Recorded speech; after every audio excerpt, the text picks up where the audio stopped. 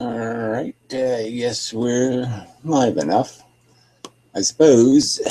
So, link I shall post in the description bar thing. You just copy it. Yes. I don't want to press Control C. You won't let me right click. Son of a bitch. It's really irritating. Really, really irritating. Always changing something. I want to control the right click menu now. Google. Evil, evil, evil, evil, evil, evil. So, yes. So I am a little distracted. Oh, my enter key is the problem. Sorry, Google. Falsely accused you of evil. Oh, I didn't mean to copy. I wanted to paste. Yeah, thank you.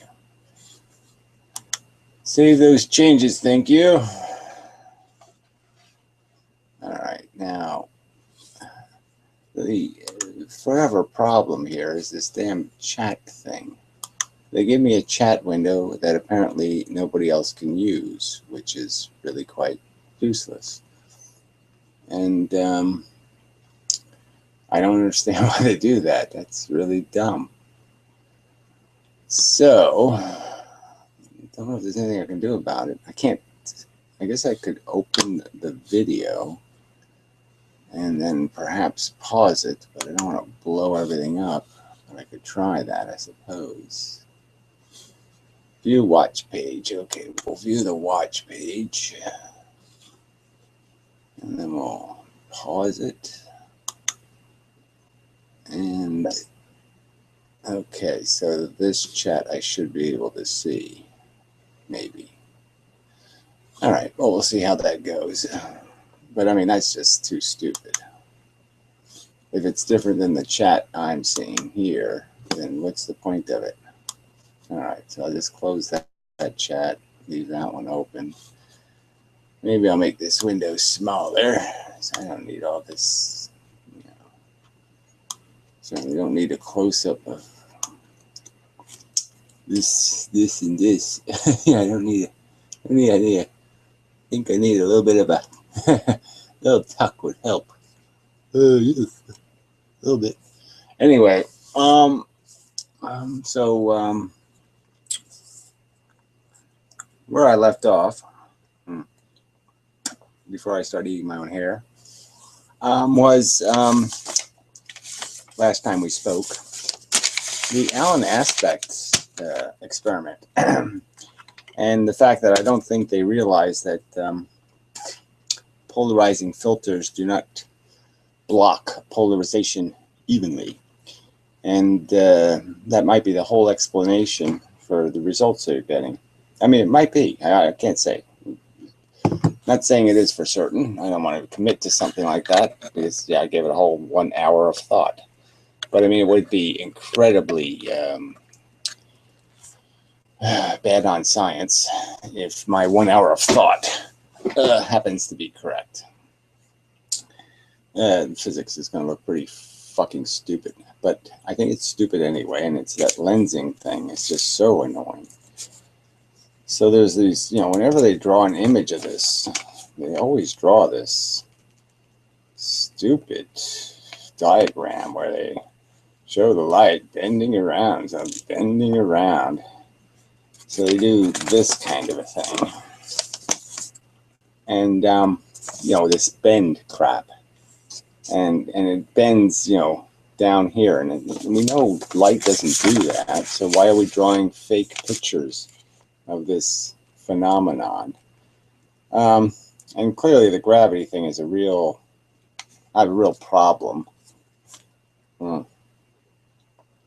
with this idea that you're lensing in the weaker part of the lens, because it's gravity. It's a uniquely different kind of lens. I mean, it just isn't doing this kind of lens thing. It's doing something, it's a hollow lens with just the edge of a lens. It's a very specific kind of lens. And they really should be accounting for that. So, I mean, you might be able to say that the lens does a lot of, that you have a lot of facets on the side there doing some bending. But clearly, when they show the lines going to Earth and from the thing, okay, I mean, those lines, I know I didn't draw this very well, but those lines should be straight lines, straight lines, straight lines. Not this curved crap. And clearly what you don't have is the volume of light that you would have coming across here. Now, that's one. I mean, right there, they can't even image this thing properly, supposedly for what they're saying is happening, is this gravitational bend. So they don't even draw it right. I mean, physicists really should expect models to be correct. It should be something physics kind of wants or desires, is to draw correct diagrams. And these are just routinely incorrect. I mean, mostly incorrect. I mean, most of the images are incorrect. I don't even know if I've seen any truly accurate images of a gravitational lens. And there's lots of issues about light density and what happens around gravity. And even how lensing works in terms of how lenses work. We're basically taking a telescope. Say we make a lens in space. The idea is you're taking a telescope and making an image of the space of that lens. And we're seeing the whole lens in space, just like me holding this lens away from me as a thing in space. And you can see there's an image in there, but it's not a very coherent image of anything. It's just blobs and things, and it has to be the right focus there. You might be able to be seeing my eye now. And technically it should be upside down and reversed, which it may be in your image. I mean, this image I get is backwards, which is, I still can't quite understand why the finished video is opposite of what I'm seeing on the screen right now, which is a little strange. But anyway, so there's a point where you can lens two different ways. You can have the light go straight into the lens and get bent, and then you have that other focal length where the light does the reverse upside downy thing, like it creates the pinhole camera. I mean, many lenses have an invisible focus that's out in here somewhere where the light is actually doing this cross thing. So, so there's lots of tricks in lensing. I mean, it's a field. You could spend a lot of time just studying how you can use these angles on the lens surface, which are really deciding the lens, right? The middle of the lens might not be doing all that much. It's really about these surfaces and how the light refracts into the surface. And when it comes out of a surface, that's again another refraction. There's no reflection. It's just a refraction and then a refraction, a bend into the new surface. So it's following the surface laws of whatever you want to call them, substances. And they all have refractive indexes, and so in some way you sort of have to make up this refractive index for this substance called gravity, which is another whole process of, I don't know exactly how they would even do that. So, but it isn't really, that's not the really important issue, mostly not really important. All right, so what else? So anyway, so in drawing a picture of this, I'm going to try to, I'm trying to go through some of these ideas of the problems you have in first, they don't have enough gravity where they're seeing this stuff. So I saw, you know, the 60 Symbols guys, which are pretty good physicists, and they have a throwaway video, sort of, where they talk about gravitational lens in the context of G versus little g, you know. And but another thing I thought was a little bit strange, which must be how they're accounting for the atmosphere, because they were talking about how fast something falls, and they use 1/2 in the equation. So basically, in 1 second, you only fall 4 point whatever meters, 4.9 whatever meters per second. In 1 second, you only fall 4 meters. And I guess that's the atmosphere that's doing that part. So if there was no atmosphere, you would fall at 9 meters a second. I'm assuming that's what that is. But anyway, I mean, I was just curious because I said, when it came, you know, we gave the answer of how fast does a cannonball fall, and I'm 4.9 meters in 1 second. And I'm like, what? I thought it was 9.8 meters per second. How could it be 4? So I don't know. I have to figure out. Well, anyway, see, I just said they're really good, and they're not so good because that, in my opinion, that needs some explanation. Anyway, so the problem is that, okay, so they showed an image of like Einstein's ring at the end of the video. It's just a throwaway, like I said, right at the end of the video. And it was basically this, well, this will have to do as an image. Well, I'll squiggly line it, and then you'll get my point better. I'm squiggling a line, squiggly. All right. So it's something like that. So there was an object in the middle, some space, and then a ring. Now, the obvious problem with that image is that the strongest gravity would be here next to the object. And that's where the lensing should be.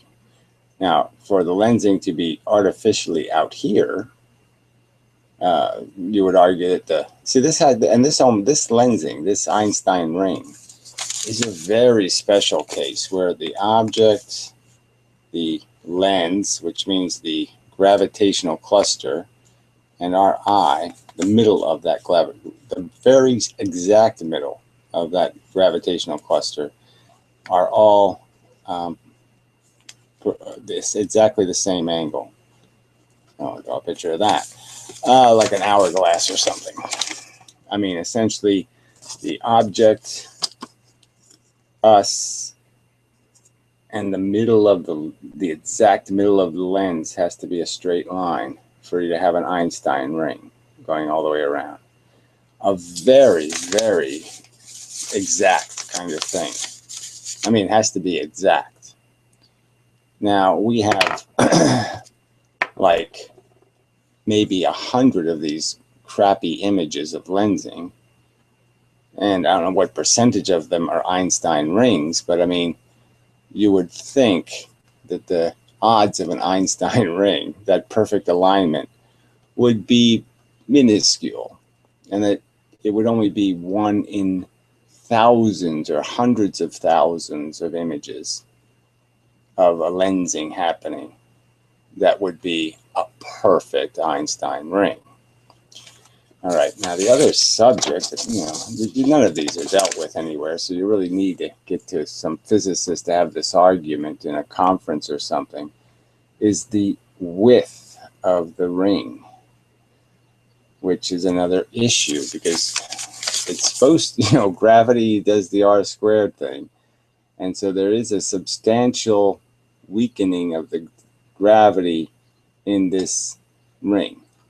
So look how thick. I mean, this is pretty much to scale of what the image was. So you're talking about a pretty substantially thick ring. And to make a ring that thick, that gravity has to be, and a ring of pretty consistent brightness. I mean, there was no obvious very bright at this edge, very dark at the other edge. Just, you know, rationally, you'd have to argue that the gravity would be falling off, and that this edge of the light on the ring would be much weaker than the brightness of the light here, because the lensing would be becoming less and less effective, or less and less likely. And, you know, again, talking about an awful lot of pixels. The other point, gee, I mean, you can just go on and on and on, is this angle problem. To do the full lensy, you know, this full lens thing, you know, where you get an image on both sides, you know, where you're seeing the object. Let me draw that just so you get that point. You know, you're seeing an object where it's not, you know, and that would be creating the ring also. But there's also this dipole kind of thing where, which, you know, somehow you're lined up one way, but you're not lined up in the other dimension, and then you end up seeing two objects. So it would still be in the middle, and you're seeing two objects. The important thing is for that to happen is a substantially different kind of lens. It's different than the lensing that I don't know why, I can't remember, Edinburgh, whatever his name was, did.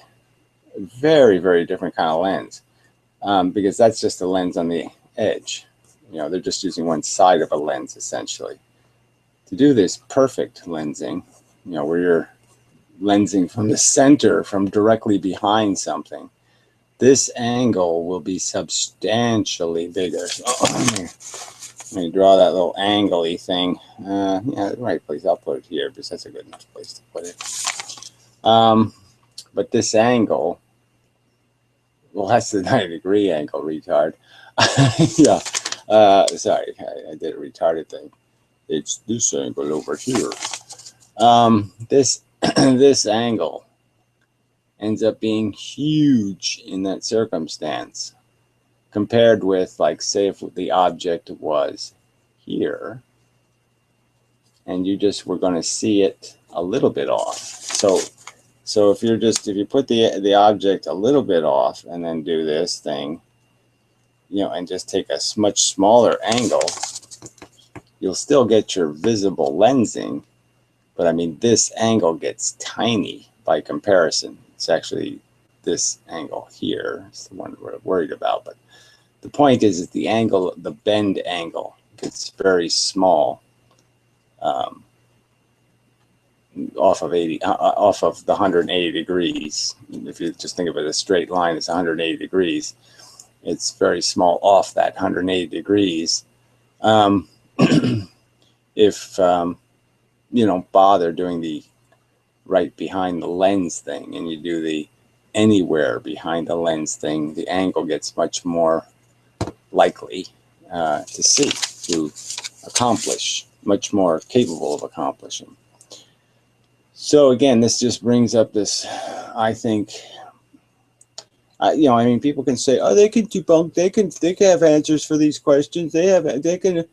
I don't know. I don't know how to get the answers exactly. Because the point would be is that any object that has the gravity sufficient to do one of these Einstein rings should be lensing all the light behind it. Anything that pops out from its surface should be getting lensed. So anything that's behind it should at some point get lensed when it goes through off the horizon of the object. There should be a lensing effect that happens for some moment of time while it's passing between us and the object. So the sun, for example, would be, if it's capable of lensing an object, it should be lensing everything around its circumference all the time. Every time it moves, every time we move, obviously we're doing the moving, but the field would be getting lensed by that edge of gravity. It would all be going through that lens constantly. And like a black hole, it would be doing the same thing as their simulations of a black hole. It would be distorting the space behind it. Those images, if lensing is true, if the Edinburgh experiment is true, if Einstein's equations are true, and there is lensing, sufficient gravity on the sun to cause lensing, there's absolutely no reason they shouldn't have very good photos of it happening all the time, every day. It should be lensing the entire field behind the sun every day. A thin lens, but a lens nonetheless, one that we can see because we saw it once in 1918, and it should still be there. It should still be doing the same thing it was doing in 1918. So anyway, I think the 1918 experiment was crap. I don't think Einstein's calculation is correct, and nobody's paying attention. They're just pretending that, oh, okay, yeah, well, it doesn't work with the sun, but it still does work with these galaxies. And again, the problem with the galaxies is the lensing is always in the wrong place. So where they have the Einstein ring photo, which is a single object, okay, it's like a sun, and they have the perfect ring around it. Why is the ring away from the surface where the gravity is the strongest? There's just no good explanation for that. There really isn't, in my opinion. There just isn't. There just can't be. The lens is there. The light should have been there. It should be on the surface. That's where the strongest gravity is. It should be wherever. The place it can't be is where there's less gravity. The place it can be is where there's more gravity, because then there's more bending. So it just doesn't make any sense. And what is dictating the thickness of this ring? That physics doesn't seem to make any sense at all, because the gravity isn't a consistent lens. All right, it certainly isn't proportional to some focal length. You need, in most cases, what a lens is doing is curving proportional to the object. So, the camera's here. The lens has a curve on it, and what it's doing is projecting an image in a curve. So if it's concave, it's giving you a concave. It's like taking a screen and bending it. And what that'll do is it'll make the image, the resolution of the image correct. Now, if you're not at the right focal length, it doesn't mean you can't see it at all. It just means you're not going to see anything like the true image. But in a sense, you won't see anything, because the lens isn't like a screen. Because a screen's doing something a little more complicated. It's not, each pixel on the screen is emanating light like a light bulb. Okay, so it's, I'll do it this way. There's light coming off in all directions, off every pixel of the screen. So it's doing this thing here. So the light source is here, and it's shooting a lot of photons in all directions. That's why you can see a screen at different angles. But in a lens, in a gravitational lens, the light's going to get bent, and it's going to get kind of bent in one way, because your object is very small by comparison to the size of your lens, right? We're talking about a galactic lens, which means the lens is absolutely preposterously monstrous, and the object is infinitesimally small, which means that all the light is going to be of one angle. There's only going to be one pixel that's going to make the straight line voyage to the lens in the correct position, kind of a thing. Very few pixels, let's put it that way. And clearly when the lens bends them, it's going to have gravity that's getting from strong to weak. So it's strong on the inside, weaker on the outside, which means it's going to refract the light on the outside less and refract the light on the inside more, which is kind of consistent with a regular lens, I think, but I'm going to have to think about that for a minute. So which one needs more bending would be the question. The light on the outside is coming at a more dramatic angle, so it would need more bending. And see, so it's reversed. So the point would be is that the object is producing two rays of light that you're looking at. The one that needs the higher angle of bend, you know, if you're on the edge, would be the light coming on the outside.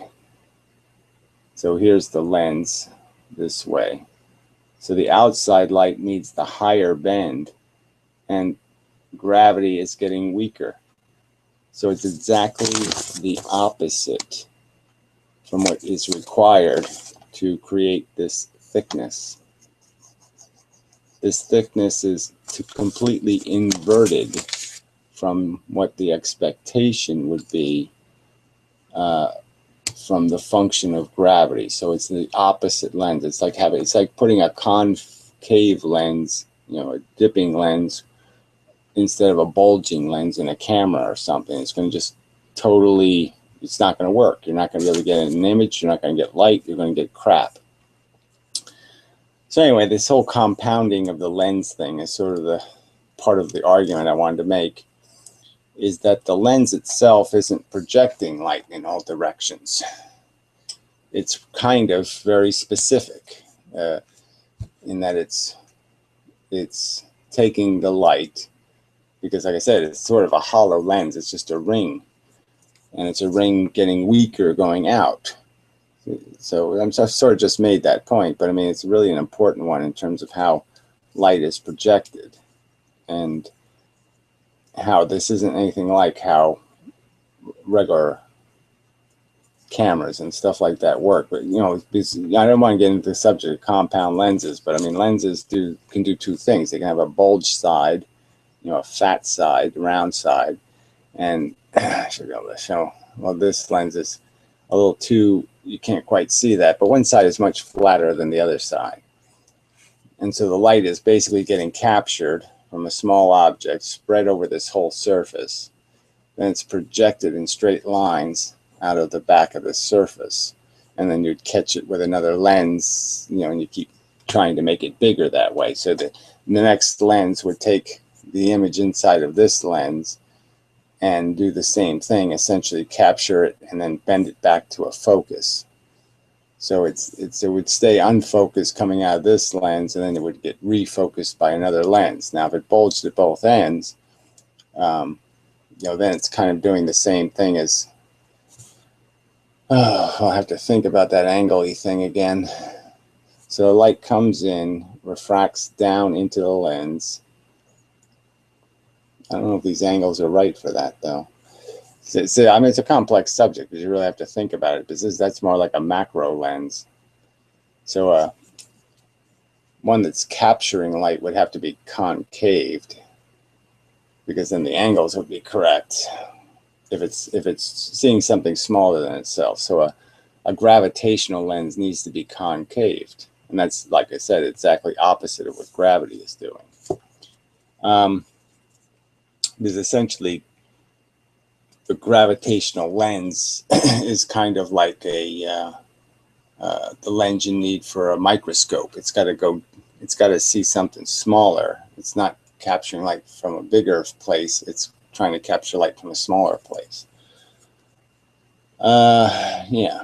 Okay. So the concave one works for an image that's bigger than the lens. So if the image is bigger, then the light comes into this concave thing, you know, all these different angles, and then it's basically compressed into a smaller image on the other side of the lens that you can take another lens and do the same thing with, which is you make this image bigger than the next focal point of the next lens, and that's how you achieve your magnification, is by taking lenses and keep making little images from big images, and then keep making the little images in the lenses and then finally expanding the image through our eye.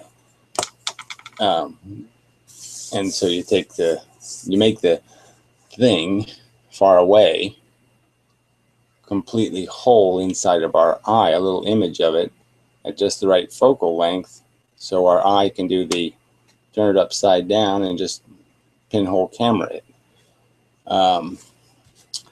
And these are all really important. Yeah,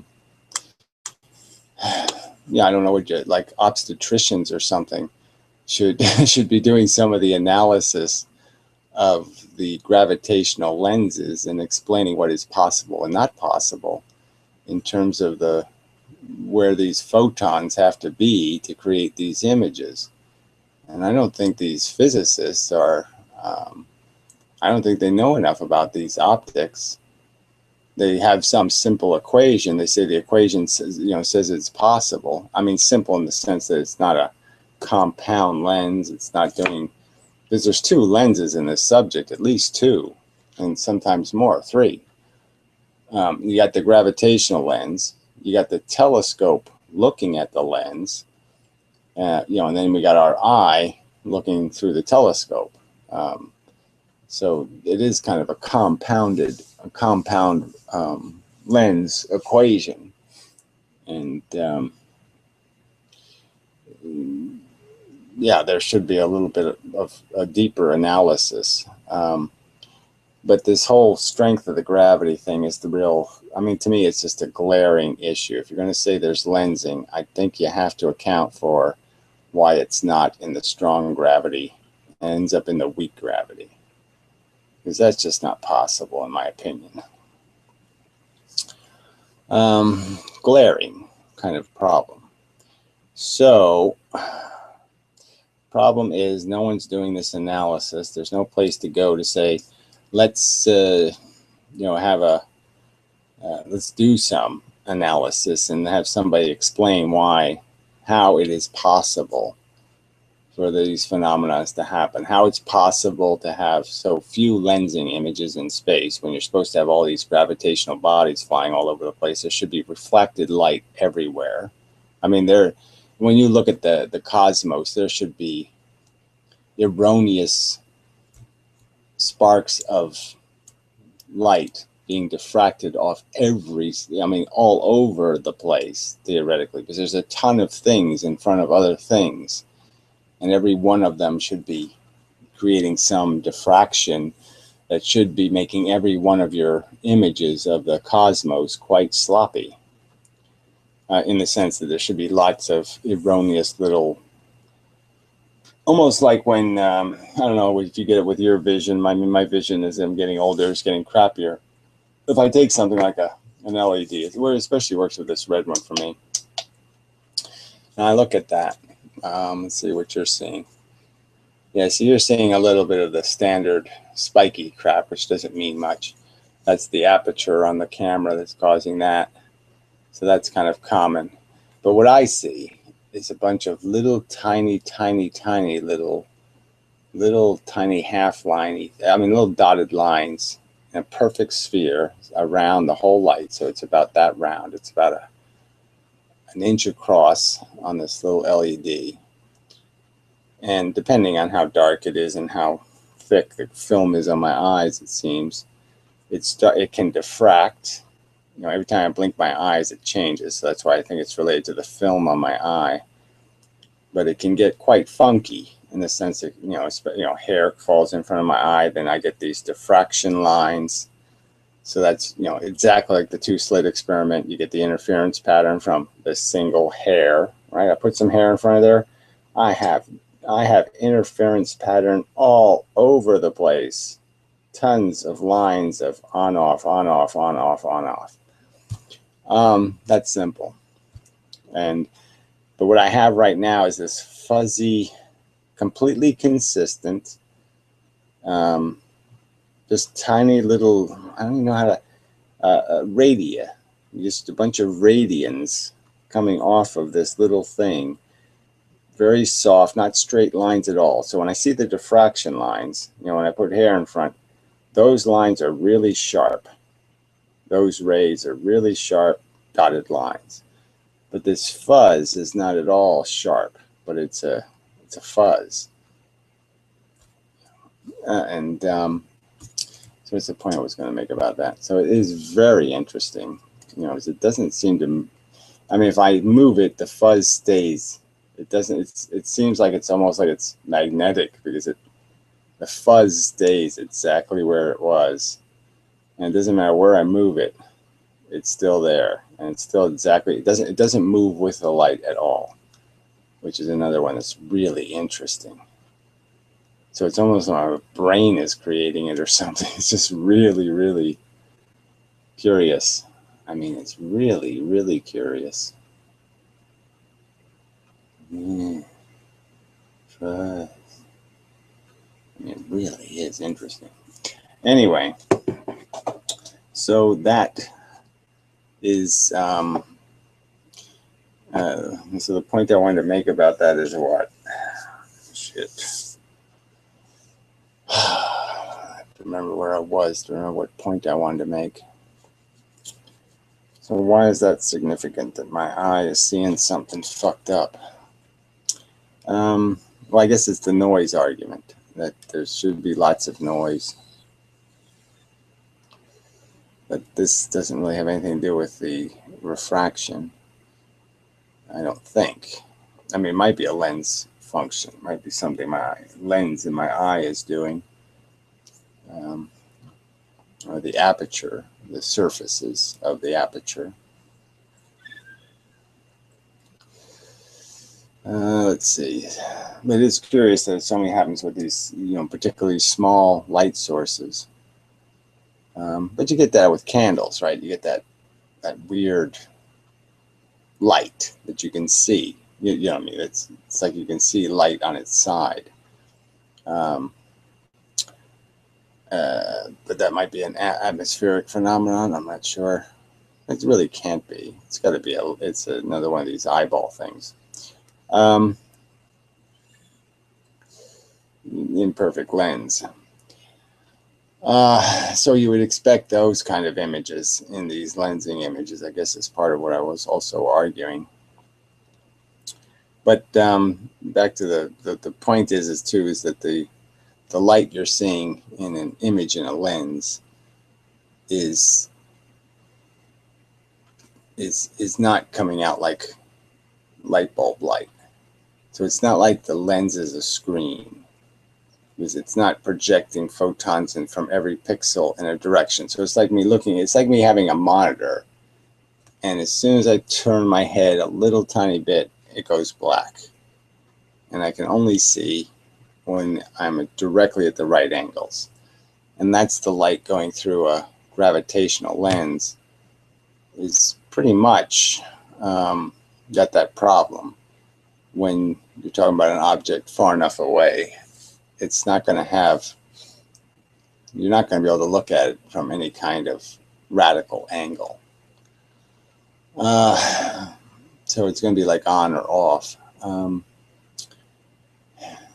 is that significant? It's significant in terms of how much light you're getting from the source, and how much you can possibly collect.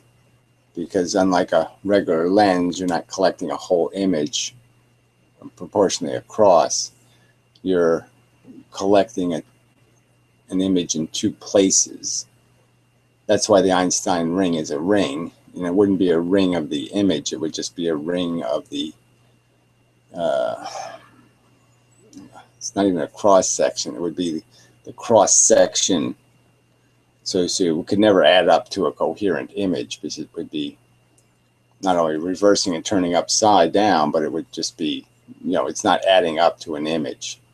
It's a bunch of little images, which isn't the same thing as creating an image of one thing, which a lens is doing. It's creating one image of the thing, not a million images of the thing, which the Einstein ring would be.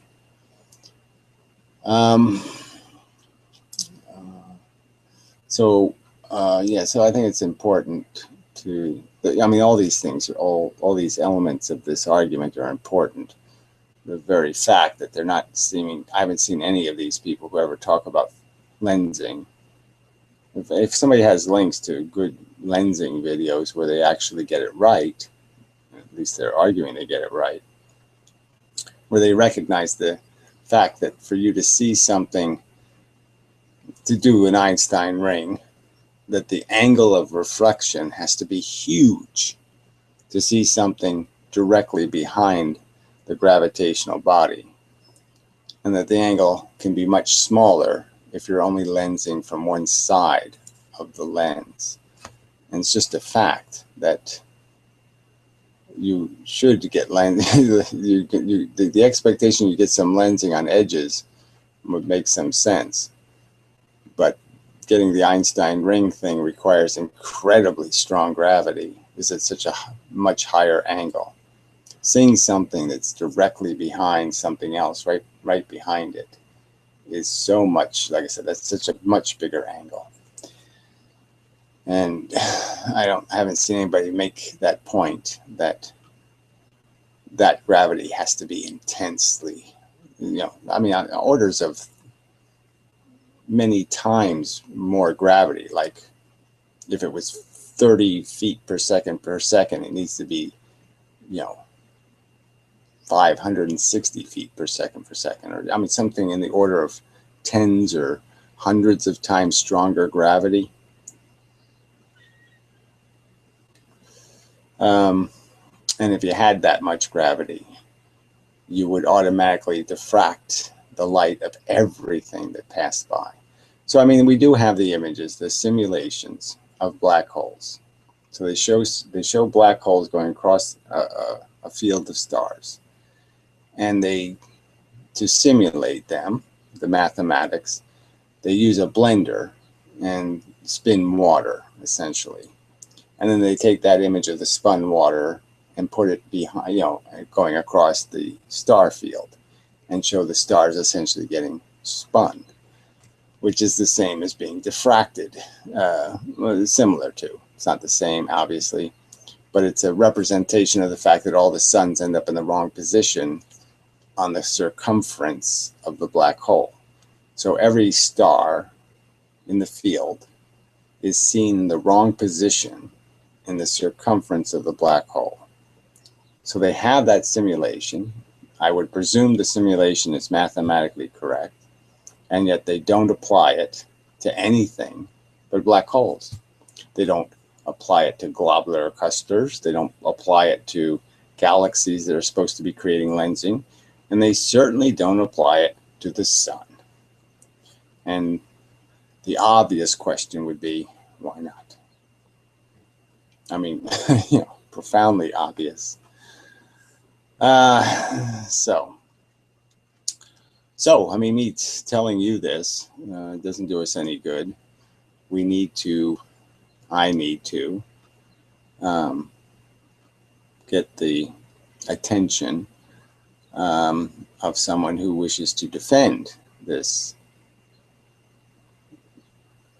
inconsistencies. Defend how any of this nonsense could mean anything in this context. It's much like the two-slit experiment, where you just do the obvious thing and you just say, look, yeah, let's talk about single slit diffraction, but let's not do it with this silly Huygens trick, okay? So let's admit that Huygens is a contrivance. It's just a way of turning a single slit into the double slit. So let's not play this game. Your obligation is to explain the interference pattern, and it's your obligation to explain how two photons went through the single slit when only one photon did. That's your obligation, is to explain how a photon can interfere with itself when it didn't split in two, because there's not two slits.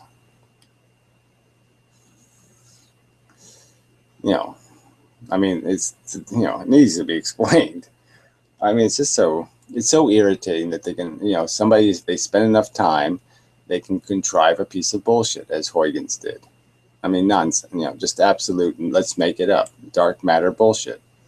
So that was another video I saw by Fermilab, of all places, right? A Fermilab video. And they were actually arguing that, let's see how to put it, that not only that the lensing is accurate, but that it's like Einstein's theory proved the existence of dark matter. So they were basically saying, because the lensing image makes no sense at all, that is, it's completely inconsistent with physics, that proves Einstein must have been right, because obviously there's dark matter, because you need dark matter to fix the image. So I don't know how I'm saying this correctly, but they're using the bullshit to justify the, I mean, it's so circular, an argument. Like Einstein's theory is so great, it found dark matter. And it found it by creating math that didn't work, and therefore we had to invent something to fix the math that didn't work. And therefore, quite obviously, we invented something that was real. I mean, obviously, the dark matter exists. And, so it's like, again, it's like a stupid space-time argument. It's like the thing moving justifies the thing getting bent, and the bend pushes the movement. I mean, they're feeding each other. They create each other. And it's like, well, isn't that convenient? So the fact that the math isn't accurate proves the existence of the compensating fudge. I blankly gloss over at such things because it's like, just how deep are they going to pile this shit up? Ooh, the browser did not like me doing that. But I shall assume I'm still here and everything's okay. Yes, okay. So browser's not happy, but it's working good enough. So, not too many viewers today. This early thing maybe is not a good idea. The late thing doesn't seem to be a great idea either. Maybe I got to do some sort of routine every single time. It's got to be exactly the same time and exactly this known day.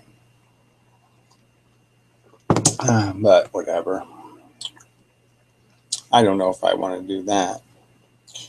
So, maybe I'll just start rooms. If somebody's around, they'll be here. If they're not, they won't. I guess there's not too many people that give a shit about any of this crap, obviously. There's half a day, and so far, numbly numb, but not much else happening. Couple of loop-de-doos in the comments here and there, but they're just always talking their own fantasy bullshit. Their Tesla nonsense or some other shit. So there really isn't much going on. But all quite disappointing. So anyway, I really wanted to do something more serious in terms of analyzing this lensing problem, but I just don't know if there's any point in investing too much time in it until I have somebody to make the argument to. But I think these are glaring problems with their model. And I think the fact that they haven't modeled it correctly, I guess I could do some kind of screen share thing. I mean, I guess I could try that, but I don't know if I want to bother. But if you look under gravitational lensing, you'll see all of these images that just have a bunch of, it's just sloppy as fuck. I mean, a bunch of very round lines.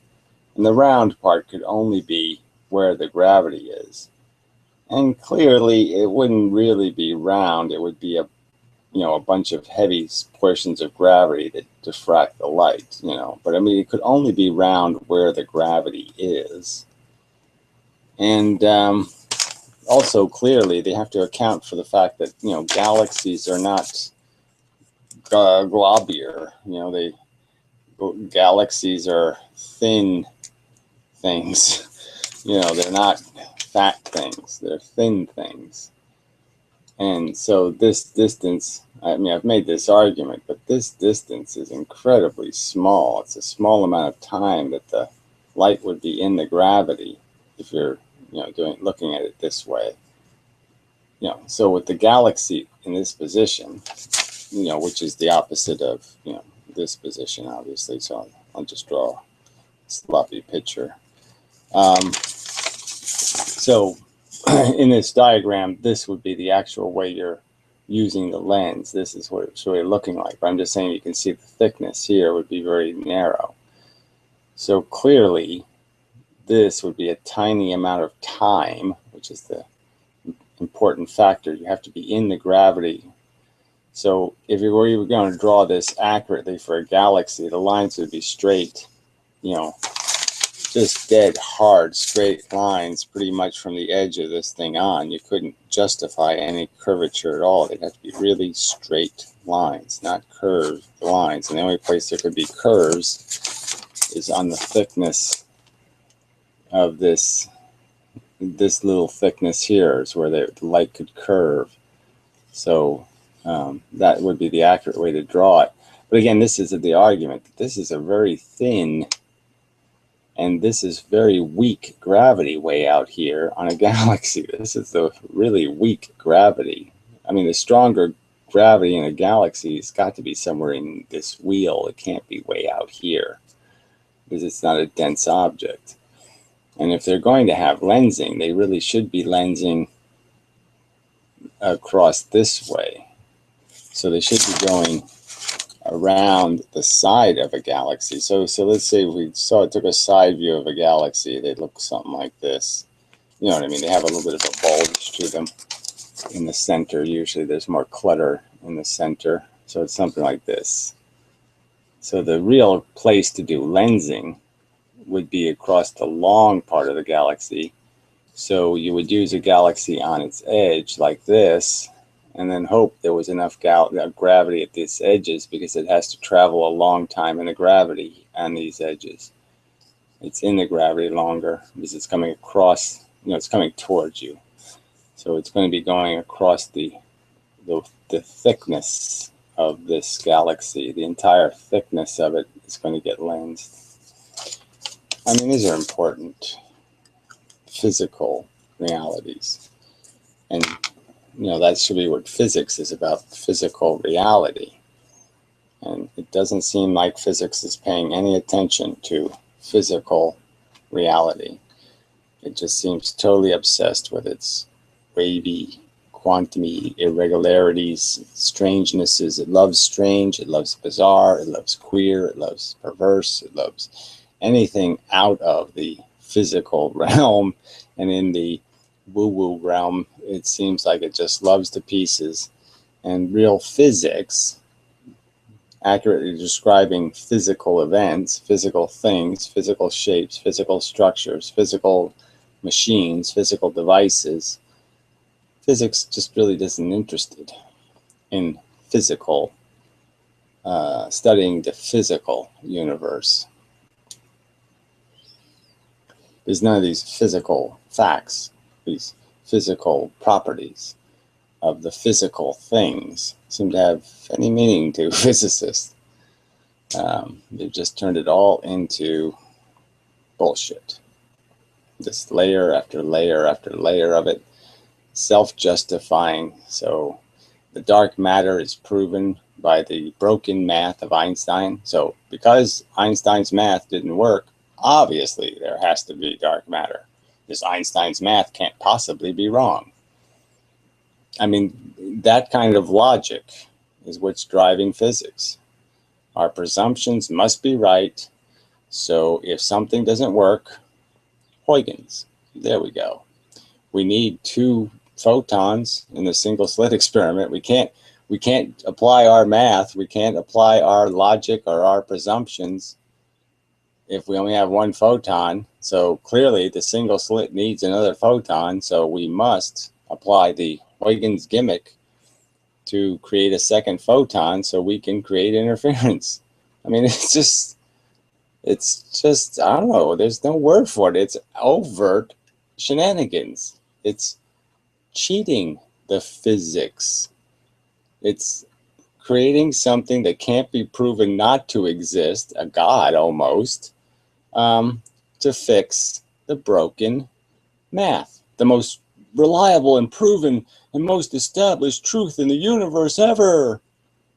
You know, they talk as if this stuff is perfect, and the only way they make it work at all is with these gimmicks.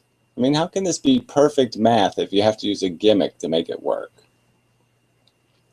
So, really bad. And again, Einstein's math isn't even broken in a serious way. It's broken in just a fundamental way. The presumption that light can be bent was just a wrong presumption. That light is matter. That it can be affected by gravity. It was just a wrong presumption. It's the fundamental particle. It is gravity. Gravity is made out of light. It's made out of light you can't see. But that's what it is. And light's not going to bend light. Obviously. We would be bending it all over the place. If we could bend light easily by just shooting light at it, we'd be doing it all the time as band. That would be terribly convenient. Incredibly convenient. All right. Let's see. What else can I add a little babble about? I don't know how long I've been in here, but, you know, I don't know if I want to. I mean, I think I've posed the questions. I'm not going to get any answers in the comments, no doubt. I'm not going to get any response videos that are going to answer any of these problems. So we're just stuck with them sitting there until we find somebody willing to answer our questions. And I'm saying our, as I'm assuming some of you also would like answers to these questions. And, you know, we don't want to be a nuisance, but it just seems kind of important that these get answered. They do all this teaching, but they don't do any of this real, you know, the authority, the teachers really don't want to be challenged. And, you know, so they just tell you this is the way it is. And there's no way to establish that, well, what you're telling me, right, is just kind of a story. It's not necessarily the truth, right? It's just some sort of perverse interpretation of the truth. Just like the idea, again, in the aspect experiment that does this entanglement thing, which I think I've dented substantially, you know, with 50 minutes of thought about what polarizers actually do. I mean, I could draw pictures of that, but I think I explained it in the other video well enough. The irregularity in how polarizers function that's causing the slight change in the statistical figures in the aspect experiment. I mean, it really is just you know, instead of getting 80%, they get 85%. It's that kind of thing. It's a statistical analysis experiment. And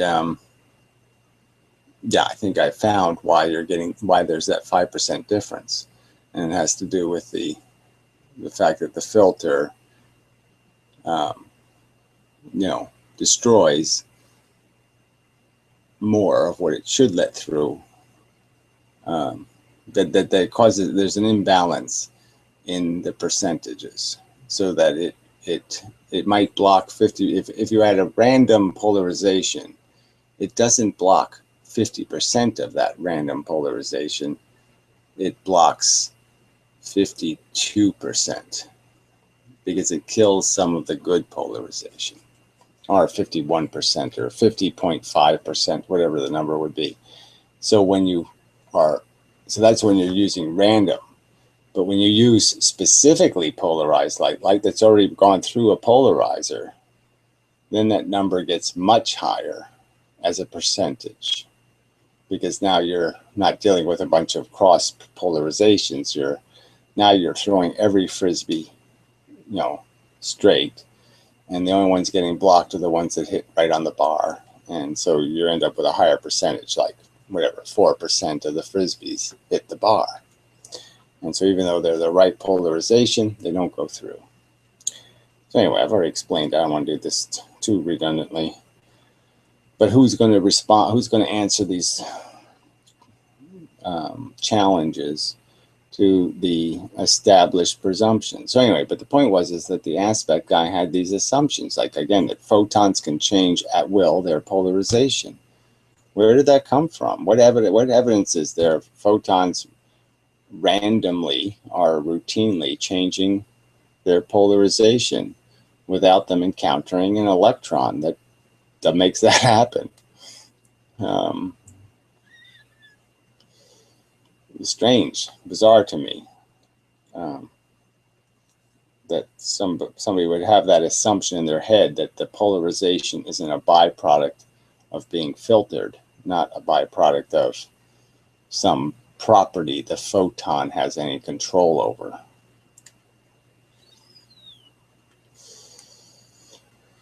All right. So, yeah, I think I've done enough here to make my point. So the real thing is somehow I have to network. Somehow I have to get the attention of somebody who thinks physics doesn't have these fundamental questions wrong and is willing to provide a defense, actually do an equation, do something, do some work to demonstrate to me and whoever else who have these honest questions why these questions are not meaningful, why these problems aren't really problems, why the fact that gravity gets weaker on the outside is completely inverted to what the lens needs to do to bend the light. The lens needs to be stronger on the outside. It needs more bending further out. The angle is bigger on the outside. This, as I make the lens bigger, and I'm lensing something like my nose, right, behind the lens, the angle of diffraction, the angle required, the bending angle, needs to be bigger as you go further out. And the gravity is getting weaker as you go further out. So there's no way that could possibly work to create any kind of thick lensed image. An Einstein ring that's anything more than just one straight line of photons seems to me to be a physical impossibility. I don't even think it's physically impossible to do it at all. I think the odds of something being directly lined up at 6 billion light years away is preposterously minute.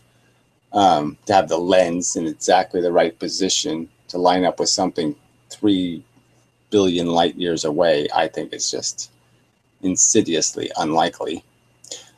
So there's lots of reasons to have doubt, but clearly I don't think it's not consistent with what it has. It's backwards. It's completely inverted to what the lens needs to be doing to justify this nonsense. This stupid shit. I mean, this crap. The lens is backwards. It can't work. Their model is describing it as if it's one of our earthly lenses of and it's not. It's a gravity lens and it's backwards. I already said that.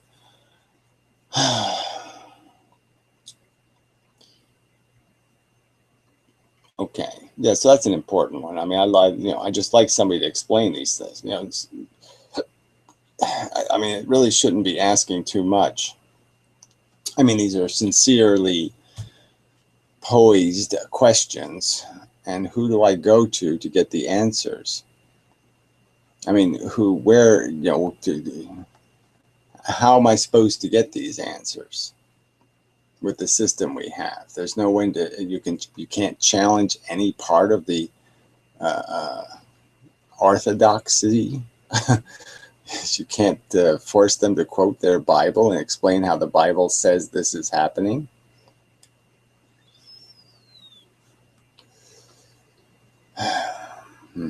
Anyway, and I guess it won't matter. If you do challenge them, they'll just Huygens or they'll dark matter, and end of the conversation. They'll just use the gimmick. Yeah, damn. So that's what I have to do. I have to find some kind of physicist of some reputation or meaning or substance who can be challenged and who will concede these are monstrous problems for physics. Monstrous. There's obviously something wrong with the premises, and they got to fix that. But they're not, getting someone to admit that, and unless I get them in some kind of public room where I can just keep harassing them with why Huygens can't possibly be reality, because it's a principle you don't apply anywhere else on Earth except when you need a second photon to make your math work. All right. So now I've done my job, and I think, and call it an effort. No visible participation as far as I can tell, so it's not great. But oh well. Yeah. I can only do my part. I can't do your part for you. So that's where we are. Okay, so nothing in the chat. Nothing. Yeah, nothing. Maybe I should chat something just to see if the chat even, my chat doesn't work. Ah, there. Okay, got a thing. I put a couple of Z's in there. Yeah, it posted. Okay. Now, the question is, I wonder if that shows up in my chat in the window. So let me load that and see if it shows up. No. So the chat, it's just stupid. The chat here is not the same chat that's over there, which is really stupid. I wish they just leave the comments open and just have the chat in the comments or something. I mean, this whole thing is stupid. This disappearing chat thing is of no use. All right. So anyway, till next time and such.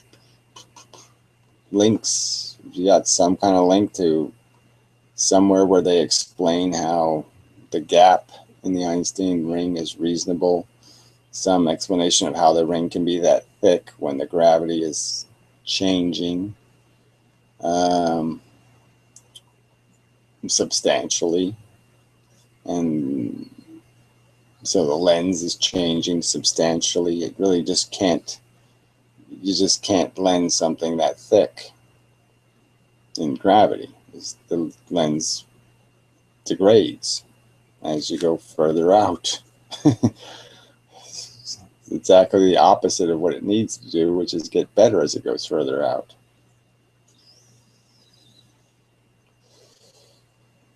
And let's see, yeah, the whole unlikelihood of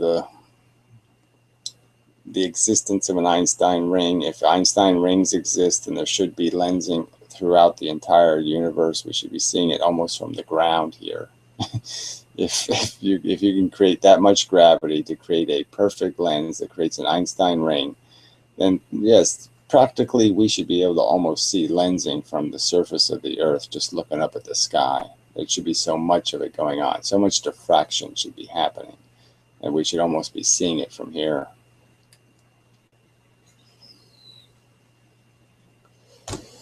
All right. So, till the next time. Only 3 viewers now. That's really not very good. We have to offer some kind of floor prizes, whatever they call those. You know, if you come in the store, it's like you're entered in a lottery just by coming through the door, and I automatically award a customer a prize of some kind. You know, to have some sort of prize. Some kind. But I don't see me doing that. I'm not a billionaire. I thought that was kind of funny. I did just to throw a little political commentary in here.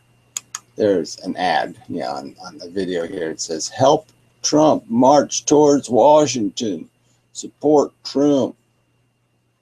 Yeah. And it's like they can't take a good picture of Trump because it's not even a good picture, which is hilarious. And okay, and so the ad's paid for by Donald J. Trump for President Inc. And you're just like, okay, he has billions of dollars and he needs my money to be president. And I'm supposed to believe that he wants to be president more than I want him to be president. Wouldn't you think like he wants to be president more than I want him to be president? So, I mean, I really think that he could probably use up some of his billions, like 9 of his billions is, before you start asking me for money. I mean, that seems kind of silly. What's he got all that money for if it's not to run for president? I mean, if he can't find something more worthy to spend his money on than saving us all and making America great again. You mean Donald Trump, it's not worth $1 billion of your billions of dollars to make America great again? You wouldn't spend 10% of your excessively huge income? I mean, it's not like you have to sacrifice something, but like your 900th summer home. So you have to like give up having the 900th summer home, you know, to make America great again. This is like asking me to cut my fingernails and give you the scrapings off my fingernails to save America. Would you cut your fingernails to save America, to make America great again? Yeah, I think I would. I think I would so minorly inconvenience myself, I can't even come up with a description of the level of the inconvenience. If Donald Trump had to give up half of his wealth to be president, how could it possibly hurt him? How?